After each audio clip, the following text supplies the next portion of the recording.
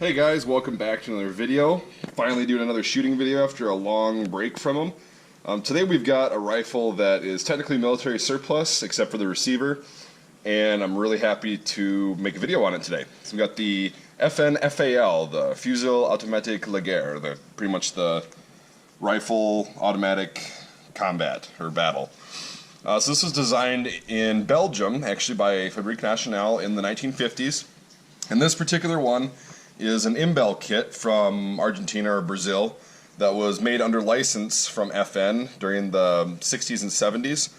And most Western countries utilized the FN FAL, or some variant of it, through about the 1980s or 90s. Some countries actually still use them. And it's really a cool rifle. It's one of my favorites. Apparently it's the right arm of the free world. So, all the cliches for the FAL try to fit in here. Rhodesia was one of the countries that used these, and they painted them green and baby shit brown, and everybody's obsessed with them. But many other countries besides Rhodesia use these. So I built this one on a Coonan receiver, and there's two types of receivers on an FAL, in case you didn't know. There is what we call the metric pattern, which is like your FN original design, and then the inch pattern, which is kind of one that the UK modified for whatever reason. And the big difference as far as the receiver is concerned is here's a metric magazine. It's got only a little lip right there to lock in because it kind of rocks in like an AK. And the metric receiver is only going to have a little cutout for that, whereas the inch receiver is going to have a big lip right here like that to hold the magazine in. Why exactly they did that, I don't know, but what's cool is in a metric receiver you can only use metric magazines, and in an inch pattern receiver you can use both the inch and the metric magazines. So it fires the 7.62 by 51 NATO cartridge, or 308. Yeah, I know a bunch of you are going to be like, oh, they're not interchangeable. That's what it fires, both the sporter models and the military models. And it's a pretty big cartridge for a battle rifle. You'd think that it kicks a lot, but we'll get into that when we start shooting it. Yeah, so this rifle, the US didn't use this. They decided to go with the M14 because it was a US design, and then eventually the M16, which we won't get into. So this is a piston-driven gas blowback operated weapon. There's a piston up in here, the barrel's down below in the handguard, and when you fire, some of the gas from each round goes up into the gas tube and then hits the piston, which drives the bolt and everything back to the rear.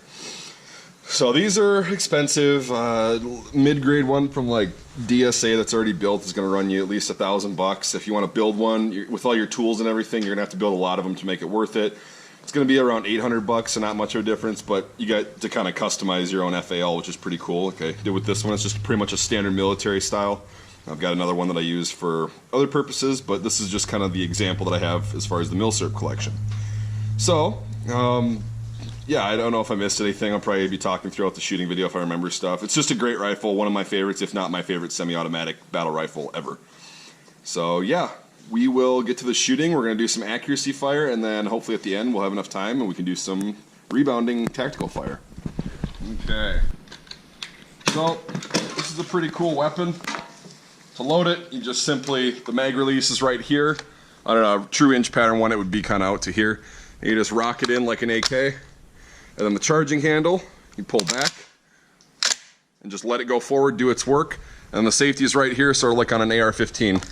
So, semi-automatic, safe. And this one has the ability to go to a full auto on the lower receiver, but the upper receiver is definitely not a full auto. So, just semi-automatic on this. And we're going to be shooting at about 50 yards. I'm just going to kind of see how it groups. The triggers are notoriously rough on these things. So, it's probably not going to group that well, but I'll just kind of show you the accuracy of this and just kind of look at the recoil and how it works.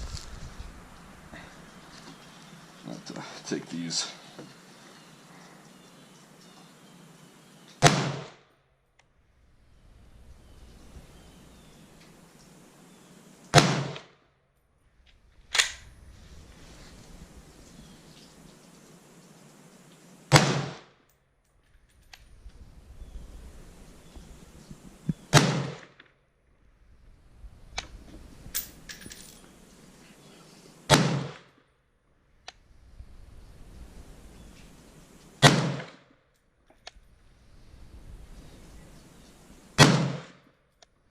So it looks like it's shooting a little bit high at 50, which is normal.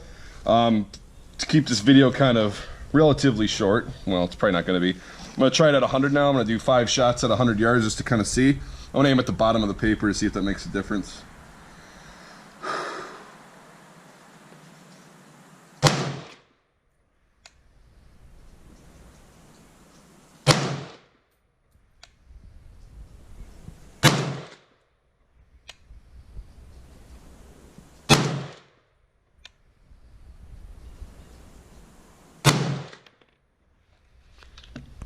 And that's it. The bolt does hold open after the last round in the magazine. I know that was more than 5 rounds, but I kind of wanted to check it out. So then, all you have to do when you're rocking any magazine is either hit the bolt release, or you can actually just rack it again and it'll go forward. So we'll go up and check out the groups, and then we'll let the old man do it. So at 50 yards, it's not a very far distance, but these are iron sights, so I'll just make that up as my excuse.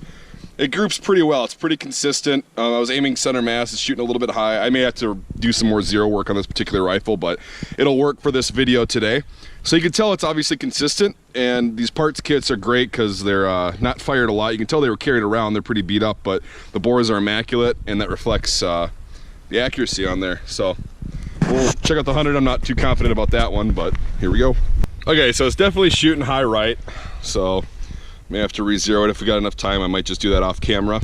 But yeah, I mean, I'm still hitting stuff at 100, which is decent, especially with the iron sights. The iron sights are really big. They're battle sights. So yeah, I might mess with the front sight and see if I can mess with the rear sight and get it a little bit more on target. But we'll still continue the video.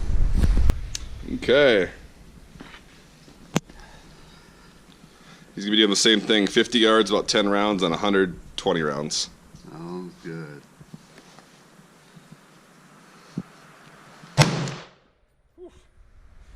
That's loud. Okay, it's shooting a little bit low now.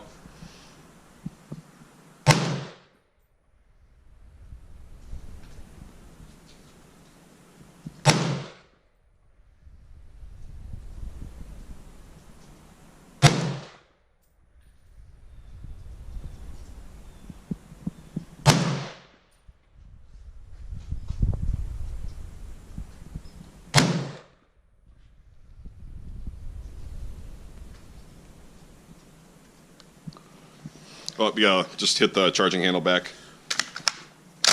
Yeah, this magazine's a metric one. It's got some grease left in it, so sometimes it doesn't feed properly, but that's how you correct a malfunction.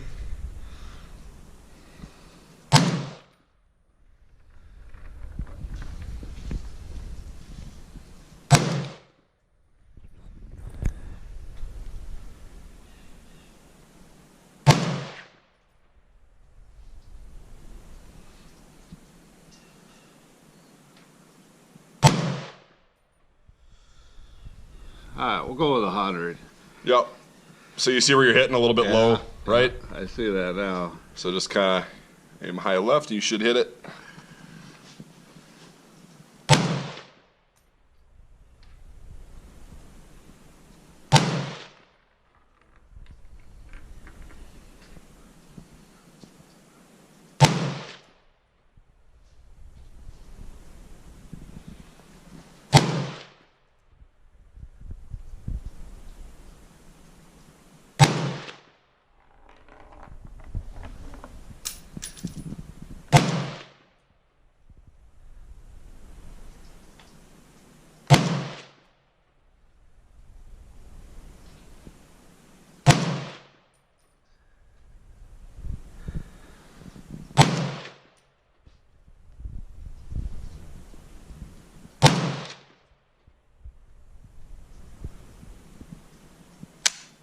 Oh, it didn't lock back for whatever reason.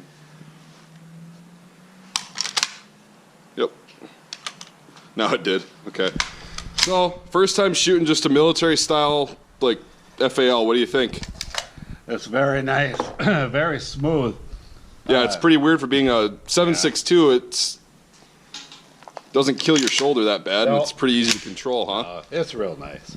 All right, we'll go up and check your targets. Okay, guys, so if you want to see how the old man and I did, and you want to see the rest of the video with tactical shooting and stuff with the FAL, go ahead and click on the link in the description and visit the Patreon and become a subscriber for just $1 a month, more if you want, and you can see the rest of the video.